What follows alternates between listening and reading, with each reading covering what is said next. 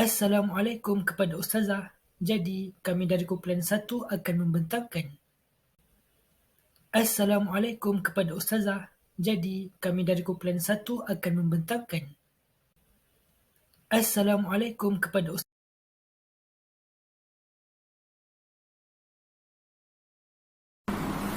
Assalamualaikum. Saya Nur Atira Wahidah binti Mahdi akan membentangkan cabaran etika dalam masyarakat majmuk masa kini dan penyelesaiannya. Di negara kita, pelbagai masyarakat etnik dan budaya telah mengamalkan etika yang baik dalam kalangan masyarakat majmuk menerusi pelbagai sudut seperti majlis keramaian, sambutan perayaan dan kegiatan sukan. Sebagai contoh, hubungan antara pelbagai kaum di Malaysia seperti Cina, Melayu dan India. Walaupun setiap bangsa mempunyai budaya dan agama masing-masing, setiap dari mereka juga perlu mempunyai tanggungjawab dan peranan masing-masing. Dalam masyarakat Melayu, kebiasaannya mereka akan menggunakan dua unsur utama iaitu agama dan adat. Hal ini kerana ia merupakan aspek yang penting dalam melaksanakan proses pembudayaan dalam masyarakat majmuk. Sebagai contoh, majlis keramaian yang dilakukan mengikut adat dan ajaran agama Islam seperti tidak berlebih-lebihan dalam berbelanja. Walau bagaimanapun, adat yang telah dilakukan mengikut negeri yang berkenaan perlu berteraskan syarak dan berpaksikan Islam agar masyarakat berbilang kaum atau masyarakat majmuk tidak terpesong dengan akidah yang sebenar. Hi and Assalamualaikum warahmatullahi wabarakatuh. My name is Nur Syahdah Raiha binti Encik Azizi and I'm from BA 232-4C. Faktor yang menentukan cabaran etika dalam masyarakat majmuk. Yang pertama ialah faktor ekonomi. Ekonomi adalah salah satu perkara yang boleh memajukan negara secara berleluasa. Jurang pendapatan dan perbezaan gaya hidup antara masyarakat atasan dan bawahan dalam kelompok bumi putra. Faktor yang kedua ialah faktor hubungan antara kaum. Sekiranya hubungan baik sesama kaum, maka etika dalam masyarakat majmuk masa kini turut baik. Sekiranya hubungan tidak baik, maka sebaliknya akan berlaku. Sikap toleransi pemimpin Melayu ini yang disokong oleh budaya Melayu dan masyarakat Melayu telah memudahkan proses kerjasama antara kaum sejak merdeka. Dan faktor yang terakhir iaitu faktor ketiga, faktor pendidikan dan bahasa. Pelbagai jenis sekolah di Malaysia termasuk sekolah agama, sekolah Cina, sekolah kebangsaan dan sekolah Inggeris. Kaum berbeza komunikasi menyebabkan kesukaran untuk memahami bahasa satu sama lain. Ia juga boleh menimbulkan salah faham, seterusnya membawa pergaduhan. Sikap pilih kasih oleh guru dalam memberikan pendidikan juga tidak patut. Assalamualaikum warahmatullahi wabarakatuh. Saya Nur Umir Atira binti Alias akan menerangkan tentang cabaran dalam pendidikan. Cabaran yang pertama adalah cabaran dalam memartabatkan tulisan Jawi. Tulisan Jawi amatlah penting dalam sistem pendidikan dan ianya mempunyai sejarah yang tersendiri. Cabaran ini berlaku oleh kerana kaum bukan Islam yang ingin memansuhkan tulisan ini. Cabaran yang kedua adalah cabaran dalam pendidikan moral oleh kerana pendidik itu sendiri tidak dapat menyampaikan pendidikan moral dengan jelas dan baik.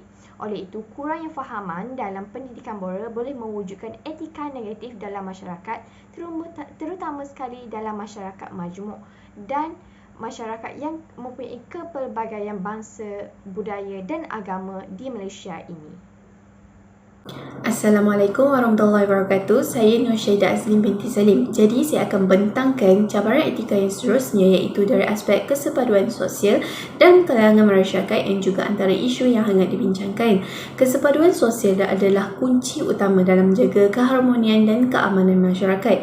Malaysia telah menjadi sebuah negara yang terdiri daripada masyarakat super diversity iaitu dengan keunikan mempunyai pelbagai kaum Melayu, Cina, India dan lain-lain. Super diversity ialah perbezaan dari segi bahasa, agama, adat resam, budaya dan warna kulit. Akan tetapi, super diversity ini juga adalah antara cabaran dalam membentuk kesepaduan sosial yang baik dalam kalangan masyarakat. Jadi, apakah cabaran yang perlu kita hadapi ini? Di Malaysia, terdapat dua cabaran utama dalam usaha memperkukuhkan kesepaduan sosial dalam kalangan masyarakat, iaitu kepelbagaian agama dan budaya. Di Malaysia, antara agama dan kepercayaan yang utama ialah Islam, Buddha, Hindu dan lain-lain. Dalam konteks beragama di kalangan masyarakat, ianya merupakan agenda penting bagi kesepaduan sosial. Hal ini kerana beberapa isu yang menuntut kepada kematangan dan kesediaan bertoleransi diperlukan dalam usaha menyuburkan semangat kesepaduan masyarakat. Sehubungan dengan itu, setiap penganut mestilah menghormati agama dan budaya masing-masing. Misalnya, sesetengah orang bukan Islam pernah mempersoalkan lawangan azan yang berkumandang di masjid atau surau melalui corong-corong pembesar suara itu adalah suatu pencemaran bunyi bagi mereka sehingga menimbulkan ketidakselesaan masyarakat bukan Islam di kawasan kediaman mereka. Seterusnya, bagi agama Buddha yang meraihkan hari perayaan Qingming mungkin dianggap sebagai suatu pencemaran alam sekitar.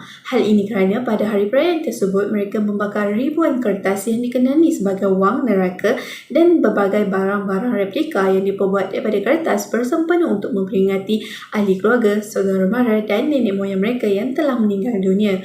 Ketika penganut agama Hindu meraihkan perayaan Taipusam, orang ramai merungut tentang kenaikan harga buah kelapa yang mendadak. Hal ini kerana bagi menjalankan ucaran tersebut, mereka akan memecahkan beratus-ratus biji buah kelapa yang dipercayai dapat menghapus dosa mereka. Jadi, dengan kenaikan harga buah kelapa yang mendadak ini telah menyusahkan kaum lain. Terdapat pelbagai cabaran yang perlu ditempuhi dalam penggunaan media sosial dalam kalangan masyarakat majmuk di negara kita. Hal ini bukan sahaja dapat menjejaskan keharmonian masyarakat, malah dapat memecah belahkan hubungan baik antara kaum yang telah terbina di negara kita. Cabaran yang pertama ialah segelintir masyarakat yang tidak bertanggungjawab telah menjadikan media sosial sebagai satu medium untuk mereka membincangkan isu perkauman yang tidak jelas, isu keagamaan sesama kaum dan menyebarkan fitnah tentang berita-berita yang tidak sahih.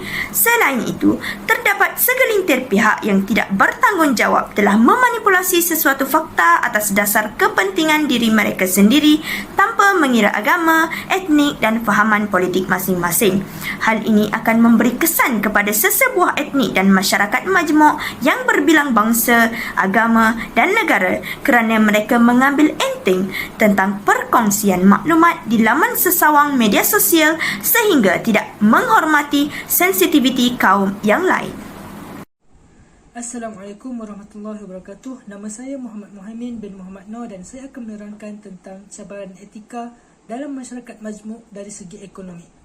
Antara sebab garis antara kaum jelas di Malaysia adalah disebabkan oleh dasar pecah dan perintah Inggeris yang memperkenalkan ekonomi mengikut pecahan kaum. Kita dapat lihat dengan masyarakat Cina yang tinggal di kawasan bandar untuk melakukan perniagaan dan pelombongan di kawasan pelombongan.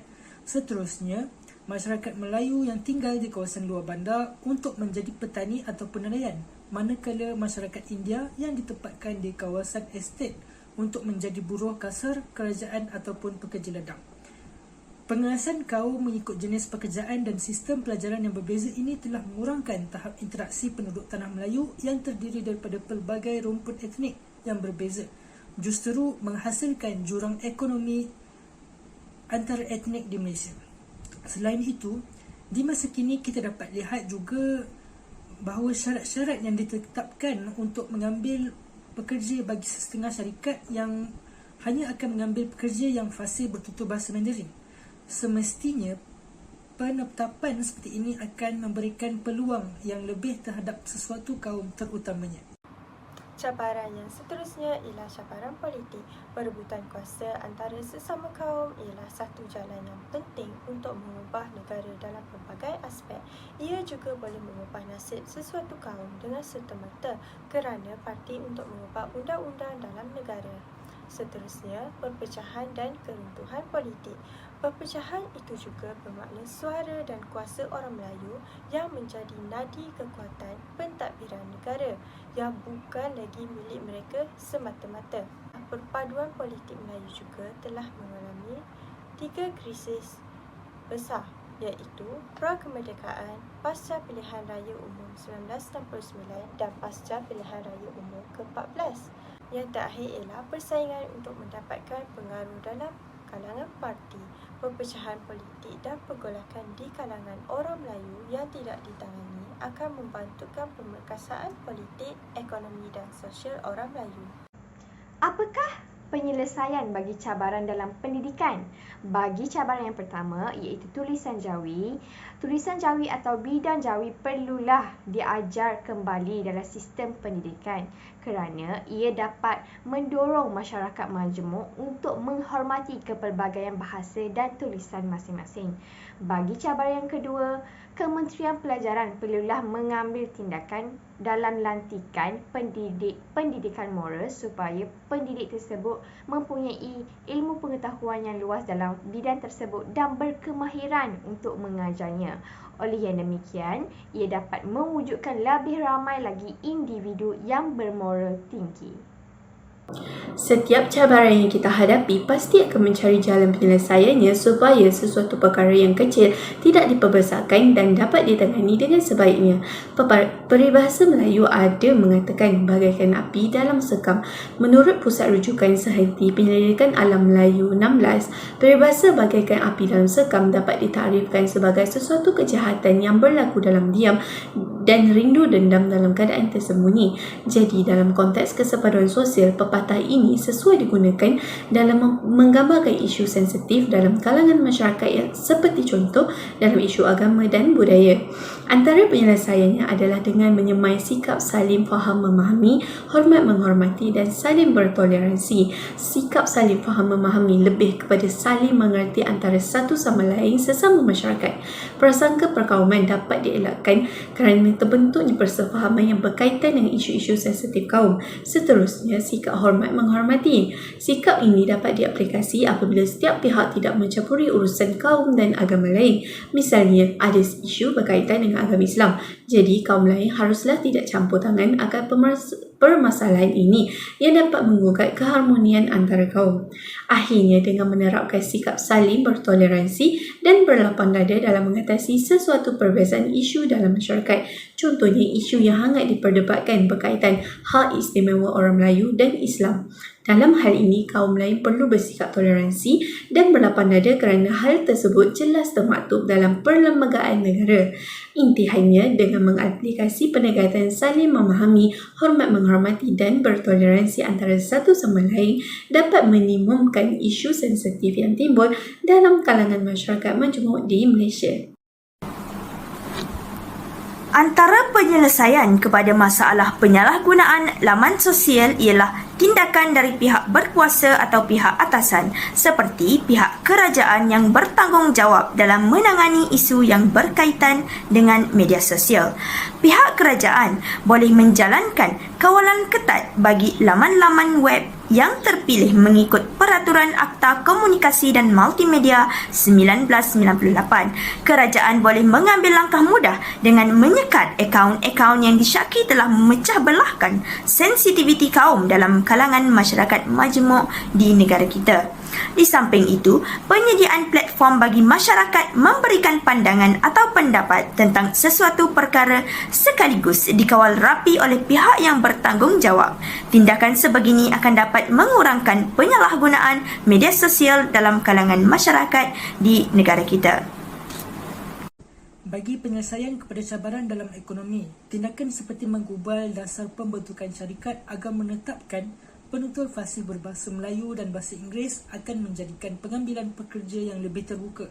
Seterusnya, peluang pekerjaan yang dibuka perlulah diambil secara sama rata bagi setiap etnik untuk membuktikan nilai etika masyarakat majmuk dalam komuniti masyarakat Malaysia. Selain itu, dasar pembangunan nasional yang telah membuka peluang perniagaan dan pekerjaan terhadap semua rakyat Malaysia merupakan usaha yang proaktif untuk menyeimbangkan ekonomi dalam membentuk masyarakat majmuk yang harmoni. Tambahan lagi, dasar ekonomi baru 1971-1990 yang diperkenalkan oleh Tun Abdul Razak yang bertujuan untuk mengurangkan kadar kemiskinan dan menambah peluang pekerjaan adalah tindakan yang arif. Akhir sekali, pihak kerajaan perlu memilih dengan adil bagi setiap pihak untuk menjadi tender bagi sesuatu kontrak pekerjaan.